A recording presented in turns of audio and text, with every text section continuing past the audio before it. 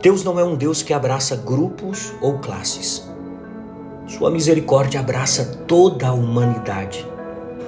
Evangelho segundo São Lucas, capítulo 16, versículos do 1 ao 13. Meus irmãos e minhas irmãs, neste domingo, a liturgia da palavra nos convoca a uma reflexão profunda sobre a relação entre justiça, oração universal e o uso correto dos bens materiais. As três leituras formam como um tríptico harmonioso que nos desafia a viver como verdadeiros filhos da luz em um mundo muitas vezes dominado pelas trevas da injustiça e da ganância. Na primeira leitura, o profeta Amós irrompe com a força de um trovão divino contra a injustiça social. Sua voz ecoa através dos séculos, denunciando aqueles que pisam, em hebraico, sharf, esmagar, oprimir, os necessitados, e arruinam, em hebraico, shavat, fazer cessar, destruir os pobres da terra. Quer dizer, eles denunciam aqueles que pisam os necessitados e arruinam os pobres da terra. O verbo hebraico, shaf, esmagar, oprimir, evoca aqui a imagem de alguém sendo literalmente esmagado sob o peso da opressão. Enquanto shavat, esmagar, oprimir, sugere a aniquilação sistemática dos mais vulneráveis. Observe que o profeta denuncia a perversão do culto quando este se torna mera formalidade que esconde a exploração. Eles perguntam: quando passará a lua nova para vendermos o trigo? E o sábado para abrir os celeiros? A ironia é cortante. Enquanto fingem observar os preceitos religiosos, seus corações estão voltados para o lucro desonesto. Eles diminuem a medida, aumentam o peso do hebraico shekel, que significa a unidade de peso para o dinheiro, e falsificam as balanças, indicando as balanças de engano.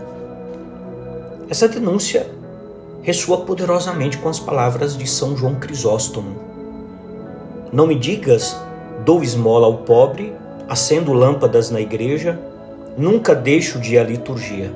Tudo isso é inútil se continuas a oprimir os necessitados. O juramento de Deus, juro pelo orgulho de Jacó, jamais esquecerei suas ações, não é uma promessa de vingança, mas a certeza de que a justiça divina não permanecerá indiferente ao sofrimento dos inocentes. Na primeira carta a Timóteo, segunda leitura, nós somos conduzidos da denúncia profética à oração universal. São Paulo exorta que se façam súplicas, orações, intercessões, ou seja, encontros íntimos com Deus em favor de outros e ações de graças por todos os homens. Essa universalidade da oração não é casual. São Paulo especifica pelos reis e por todos os que estão constituídos em autoridade. Note bem, meus irmãos, a oração pelos governantes não implica a aprovação de suas ações, mas reconhecimento de que a paz social e a vida piedosa e digna dependem também de estruturas justas de poder. Por isso nós precisamos orar pelos nossos governantes. O objetivo é claro: para que vivam uma vida calma e tranquila. Não se trata de conformismo político, mas da criação de condições onde a piedade e a dignidade possam florescer. Santo Agostinho, na sua obra Cidade de Deus, nos lembra: a verdadeira justiça só existe naquela república cujo fundador e governador é Cristo. O apóstolo, nessa segunda leitura, fundamenta essa oração universal na vontade salvífica de Deus. Ele quer que todos os homens se salvem e cheguem ao conhecimento da verdade. O texto expressa aqui não apenas desejo de chegar ao conhecimento da verdade, mas expressa a vontade determinada Deus não é um Deus que abraça grupos ou classes. Sua misericórdia abraça toda a humanidade. E há um só mediador entre Deus e os homens, o homem Cristo Jesus. A palavra mediador indica aquele que está no meio, que reconcilia partes separadas. O Evangelho de São Lucas hoje nos apresenta uma das parábolas mais intrigantes de Jesus, o administrador desonesto. O termo grego para administrador é oikonomos. Literalmente, oikonomos significa aquele que administra a casa, de onde vem nossa palavra economia.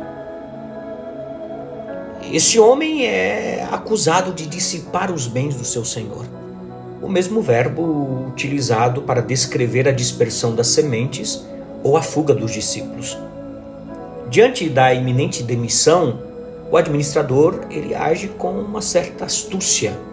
Ele reduz as dívidas dos devedores, garantindo para si um futuro após a perda do emprego. Jesus não elogia a desonestidade, mas a sagacidade diante da crise. O Senhor observa, os filhos deste mundo são mais astutos para com sua geração do que os filhos da luz. A expressão filhos da luz é profundamente significativa. Na literatura do Novo Testamento e até extra-Novo Testamento, nos textos de Qumran, designa aqueles que pertencem ao reino de Deus, que vivem segundo a verdade divina. Mas Jesus constata aqui uma ironia dolorosa. Aqueles que servem às trevas mostram mais determinação e criatividade nos seus propósitos mundanos do que os que servem à luz em seus propósitos eternos. Que paradoxo amargo se revela aqui.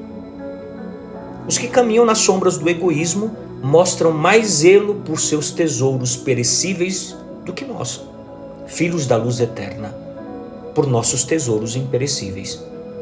Que esta constatação não nos humilhe, mas nos desperte para uma santidade mais ardente e criativa.